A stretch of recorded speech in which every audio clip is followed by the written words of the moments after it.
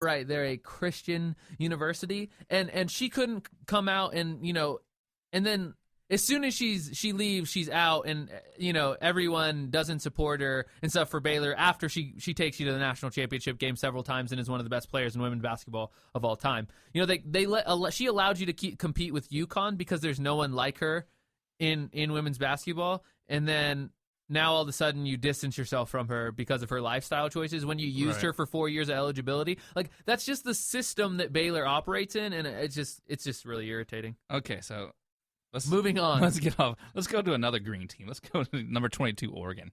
Haven't been the same since Chip Kelly. No, they haven't. Nope. So I think they're probably ranked where they need to be. And once again, the Pac-12. But is USC better than Oregon? Genuinely? They're like the same level of good to me. And for them to be as far apart on the charts as they are, I mean, I guess it's what, 5 slots? Right. No, see, I think the better team in the Pac-12, let's go Louisville. Louisville's there. So Louisville is where they are. They are there. I think UCLA. They are who we thought they were. I think UCLA is better than the other Pac-12. The Bruins are fun. I like them recently. You know, like, they're a hard team to hate because they haven't been ruining anyone's season or anything that of teams down here in the South that people really like. But they came to Dallas 2 years ago and beat Texas in the but Stadium. Someone who mattered 2 years ago, AT&T. Texas was. Well, Texas still wasn't nobody. Right. I mean, they were still kind of rebuilding. That was Charlie Strong's first year. Yeah, I mean, it's just like this year. It's still rebuilding. So I think you're going to see something different. I will say, honestly, the top 25 is Florida, why they're there, I have no clue. Florida had a train wreck last year. Well, they were doing so good, and then they just sort of fell apart. I always remember the famous Sports Center play where it shows the two linemen blocking each other. I can never get that out of my head. And every time that I hear Florida now, I just see that play, and I'm just like, I forgot about my that favorite play. University of Florida memory is there's a joke, and it starts like it was from when Tebow and Hernandez and Riley Cooper were there, and it's like a priest, a racist, and a murderer walk into a bar, and then everyone cheered "Go Gators" or something like that, Like, okay, hey, Brad, over there in that beautiful Dropbox thing over there, I have a drop. UNT coach. This is where Dave indulges me and my 1-11 team in his alma mater, which he is not his favorite team, might I mention. I'm really impressed about what Coach Luttrell had to say here, and let me know when you're ready to go, Brad. Okay, here we go. I thought today we cleaned some stuff up. I wasn't as thrilled about our practice. Maybe it was yesterday morning. I can't even remember what day it is right now. But I felt like we came back strong today. They responded well today. Execution was a lot better on both sides of the ball. And really, it's the time of the camp. You really have to manufacture a lot of enthusiasm. And it can't just always be us. They got to figure out different ways to manufacture a lot of enthusiasm. You're going to be playing on the road where the crowd's going to be a little bit more dead. And that's, again, it's not an excuse. We got to do our job and go out there. And I thought overall we had a better day of execution. Still got a long way to go. Still a lot of work to be done. But and then I was pleased today. I thought the O-line is really starting to come together. They've been working extremely hard together. This was probably their best day together as a group. And they just got to continue to grow and develop and keep fighting. Seth Luttrell. What do you think? Sorry. A good old Oklahoma boy come to Texas, North Texas, not too far from home. Okay. I like what he's done. I mean, the cupboard is so bare at North Texas. Like, they don't even have an appropriate amount of scholarship players, nor can they bring in enough players this year to be at the appropriate scholarship level. I think he's doing a lot with what he has. So I like his attitude. He comes from successful systems. Indiana, when they were good, he turned around their offense. He was part of the reason for that. UNC, they had some upsets. They've been really interesting recently. So I like what he brings to the table, but like I said, how much can you take a 1-11 team and how much can they accomplish? Like, anything more than one win is just icing on the cake here. Okay. But guess what? He already set goals. Brad, hit me with the goals. What is our mission? What is our mission? Very simple. win our bowl game. Win our bowl game. I didn't say get to a bowl game. I said win our bowl game. All right? What's our ethos? What do we believe in? We're going to be great team leaders. We're going to be great teammates. That's a choice you make. That's courtesy of the meangreen.com. So what? So what's the goal? The goal, Dave, is to win our bowl game, not get to our bowl game. Win our bowl game. Okay, now let me go ahead and circle back 3 months ago. Okay. You said they weren't a bowl team. I did say, and I still, look. I'm a What did I say? diehard fan, Dave. What did I say? I went to every Say single my name. North Texas game last Say year. my name. What did I say?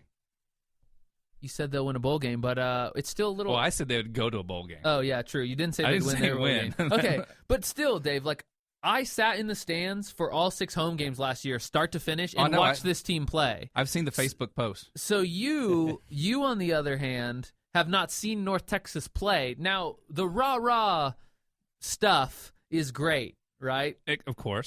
You gotta believe in your team, especially as a coach, and they have to know that you believe in them. Some of the media guys eat that stuff up. Right. But I am a realist. Okay. And I expect Seth Luttrell to take us to bowl games. Well, you got a Don't get me quarterback that wrong. came from the University of Alabama. And how many snaps did he play for the University of Alabama? 0. 1. Oh, 1? He threw 1 pass in college. He might have played more snaps, handed off a few balls to some, Heisman caliber running back, but he played 1 snap. There you go. So, again, I will be the realist and the skeptic. While you're, Texas might upset some people. They're really going to show us their stuff. I'm like, let's see what they do first. You tell me to pump the brakes? Let's just ease off a little. Okay. Look, they have a semi-winnable schedule. We've been over it. There's Right. nothing there that's just so ominous other than, I think they play Florida this year. That Something could go like pretty that. ugly. Yeah. That's getting your money. We counted that as an L. Both of us did. That was one of the games we agreed on. If they beat SMU, that's enough for me. If we beat SMU this year and one other game of anyone's choice, I'll be ecstatic. I understand there is a rebuilding process. It's the same reason I don't think you can fire a coach within 4 years. Right. I think it's silly. I think it's 5 years. I give him 5 years. So I say 4, and there are instances I think 3 is okay, and I only say that because he has most of his work in 3 years, and you can kind of see if they're improving or not. And if they are sliding backwards at 3 years, you might want to get a change in there. I think Alec Morris is going to be fantastic. A lot of the media people who are buying the hype, because of the way our system is, North Texas has never had an aired-out system. We've never been that team. Right. So we only have one person in North Texas history with a 3,000-yard passing season, and no one has breached 30 touchdowns. He had 26. So today, the University of North Texas had a very special guest speaker come talk to him. You want to guess who that was? Mean Joe? Mean Joe. My man. Let's hear it.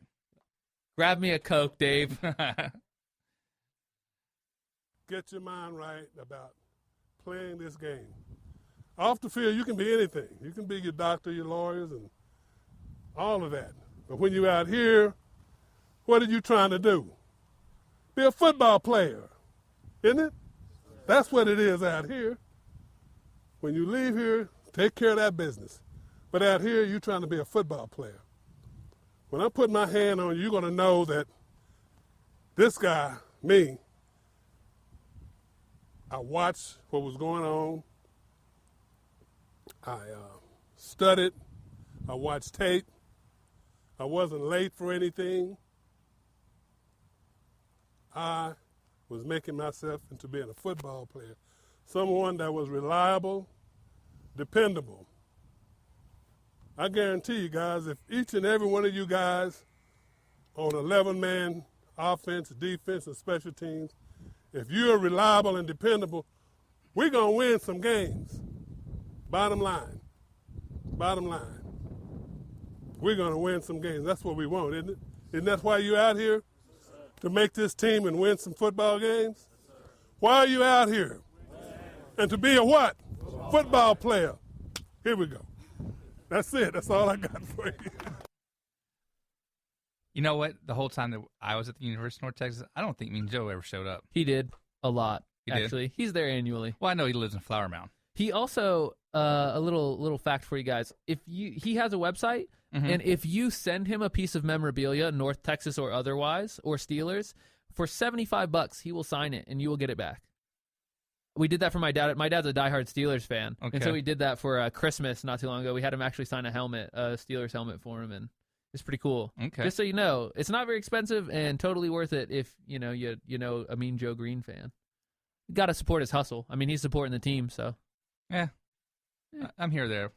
I mean, I grew up near the Steel Curtain. I remember. You hated the Steel Curtain, probably. I actually kind of liked them, but I didn't like when they beat the Houston Oilers. Who? Yeah, the Tennessee Titans now. Oh, Marcus Mariota. Got it. It was Dan Pastorini. Come on now. Do you even know that name? Have you Who? ever heard Who? Dan Pastorini? Dan passed his time? Is that what Dan you said? Pastrami? Pastrami? Yeah. Something like that. Something like that. During that time frame, only people that the Houston Oilers was Earl Campbell. That was it. The Earl Campbell. The Earl Campbell. But Warren Moon came along after that, right? Many years. Yeah, There you yeah, okay. But Dan Pastorini was a quarterback that handed Earl Off the Campbell. ball. Yeah, so Okay, so what do you get? What do you get from this? Do you feel like there's been a culture shift? I think so. Feel like yeah, I do.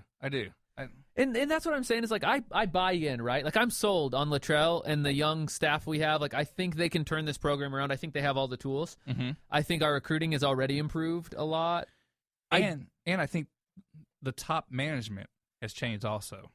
The reason why I say that, UNT president, he came and had something to say. Neil? Yes. Neil's smart. Yep. And Brad, go ahead and play it when you can.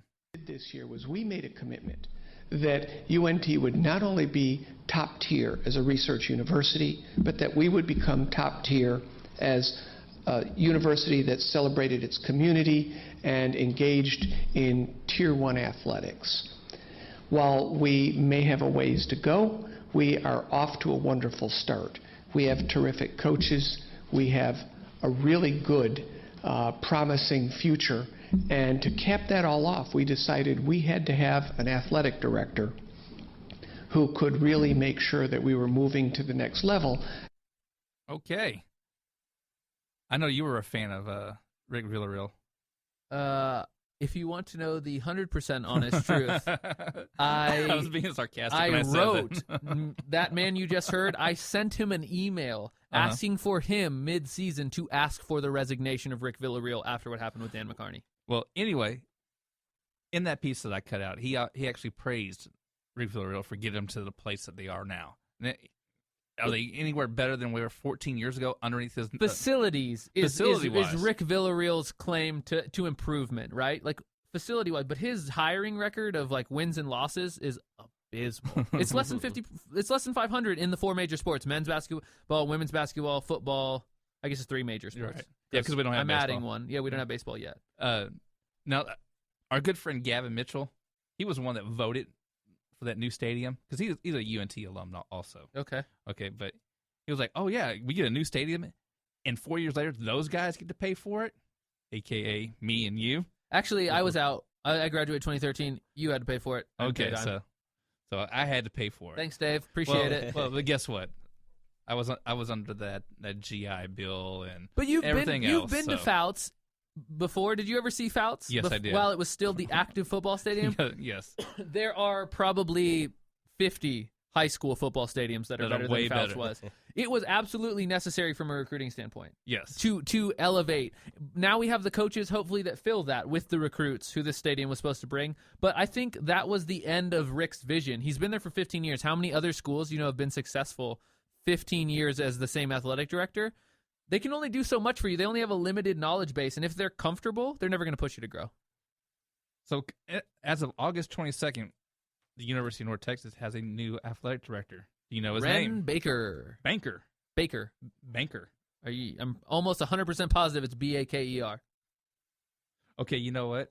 On the lower third, which is when you're watching on TV, which is what I watched it from. It's absolutely Ren Baker. I'm right. Okay, it says Baker on this piece of paper right here. But when I was doing, if you look on my clip, it says banker, right? Yes, it Because does. I read it off the lower third. So the University of North Texas journalism department messed up his name.